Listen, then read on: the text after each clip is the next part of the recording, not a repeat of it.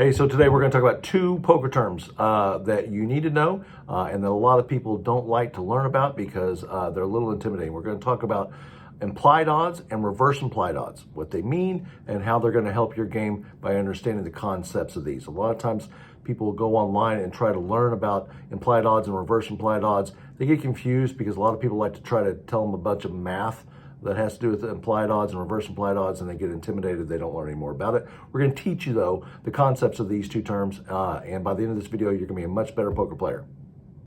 So implied odds are basically the odds you're getting when you factor in the fact of if you're going to make your hand or not, okay? So again, we want to make sure we establish here, we're not talking about what the odds of making your hand are, okay? So in another video of the 2 and 4, you know the 2 and 4 rule, you're going to understand what's the odds of making your hand. So if you flop 2 spades and you have 2 spades in your hand, the odds of making a flush on 2 different streets is 36%. It's 18% per street, okay? So let's say you're on the turn and there's 2 spades on the board and 2 in your hand. You have an 18% chance of hitting a flush, right? So about 1 in 5. So your pot odds are 5 to 1. So if our pot odds are 5 to 1, typical thinking means I need at least 5 to 1 of my money to make a call. So if there's $100 in the pot and my opponent makes it $20, I'm betting $20 to make $140, so I'm getting over 5 to 1 on my money, so I'm supposed to make that call. But let's say there's $100 in the pot and my opponent bets $100, okay? Maybe that makes a pot-sized bet. I now have to put $100 in the pot to win $300, okay? I'm not getting 5 to 1 on the money, okay? So you would normally think, okay, I'm not getting 5 to 1 on money, so I shouldn't make that call. But if my opponent has money behind, okay, and the flush comes, do I think I can get more money on the river if it comes, okay? So that's what we're talking about when we're talking about implied odds, is the fact that there's a possibility I can get more money and actually get more money than the 3 to 1 if the flush comes.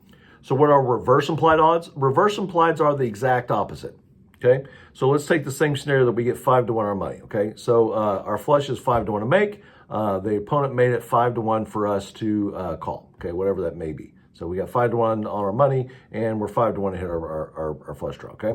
So let's take into effect that maybe we have the jack high flush draw, okay? If we have the jack high flush draw, what is the percent of time, what is the chance that my opponent may have a bigger flush? Maybe he's not betting against the flush to come. Maybe he's betting so that if the flush does come, that he's got the ace high flush, okay? So we have to take into account that, okay? We also have to account for the fact that, hey, the board may be paired. If the board's paired, my opponent could have a full house, okay? So even though I'm getting 5 to 1 on the money and I've got 5 to 1 to hit the flush, doesn't mean I have to win the hand, okay? So reverse implied odds basically state, hey, you need to take into account that you may not be the best hand even if you do make your flush, okay? So if the board's paired or your heart draw or your spade draw is a low spade draw, maybe 5 to 1 isn't an even call. Maybe you don't even call 5 to 1 because the board's paired or because you have a smaller flush draw than what somebody else is in the pot with, okay?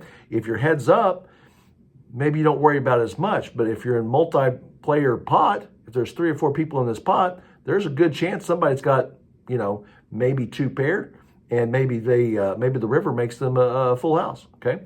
So again, it's just a matter of you taking in consideration that you could possibly get more money out of your opponent, or you possibly could lose even if you do make your hand, okay? One of the things that I hate to see players do, they do a lot, is they make these same calls with open-ended straights, okay?